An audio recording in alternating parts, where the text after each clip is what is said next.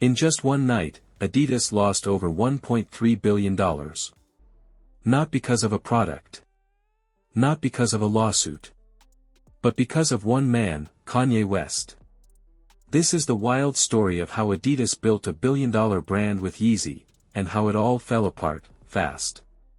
Let's break down the deal, the chaos, and the money lost in the biggest fashion fallout of the decade. Section 1, the partnership that printed money. It started in 2013. Kanye West was already a superstar in music, fashion, and controversy. But he wanted more control. Nike wouldn't give it to him. So Kanye walked. Then Adidas stepped in. They gave him what he wanted: white heavy checkmark full creative control. White heavy checkmark royalties. White heavy checkmark ownership of the Yeezy brand name. It was a risky move, but it worked. By 2019, Yeezy was making over $1.8 billion per year. The hype was insane. People camped outside stores. Shoes sold out in minutes. Resale prices went through the roof. For Adidas, Kanye was more than a partner, he was a money machine. Section 2, the warning signs begin. But Kanye is Kanye. Over time, the headlines got louder. Public rants, outbursts, unfiltered interviews, strange tweets. Adidas tried to ignore it, the shoes were still selling. The money was still flowing. But behind closed doors, executives were nervous. What if he goes too far? What if he says something that crosses the line? Turns out, he would.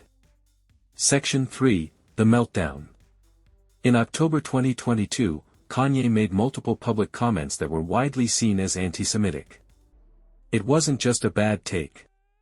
It triggered global outrage. Social media exploded. Brands started cutting ties. Celebrities spoke out. Adidas was under fire. At first, Adidas stayed quiet. Then the pressure got too big. On October 25, 2022, they officially ended the Yeezy partnership. Just like that, the billion-dollar deal was over. Section 4, the financial impact, $1.3 billion gone. Here's where it really hurts. Adidas had $1.3 billion worth of Yeezy inventory sitting in warehouses. Without Kanye, they couldn't legally sell most of it. The designs? Kanye owned them. The branding? Yeezy. The contract? Locked. So Adidas was stuck with $1.3 billion in unsellable shoes. Their stock dropped. Their reputation took a hit.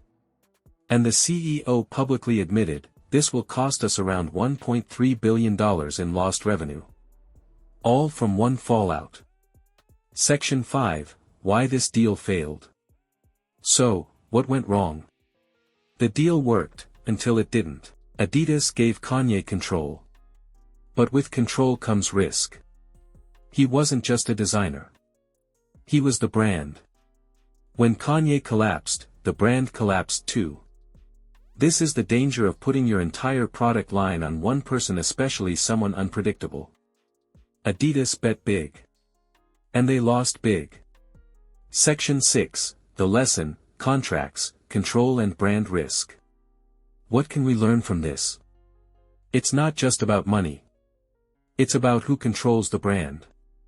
When a person is the product, the brand lives and dies with their reputation. Adidas didn't protect itself from that risk. They gave Kanye too much freedom, and not enough limits. The contract didn't include enough exit strategies. No clauses to take back the designs. No control over public behavior. So when it all exploded, Adidas couldn't stop the fire. They just watched $1.3 billion go up in smoke.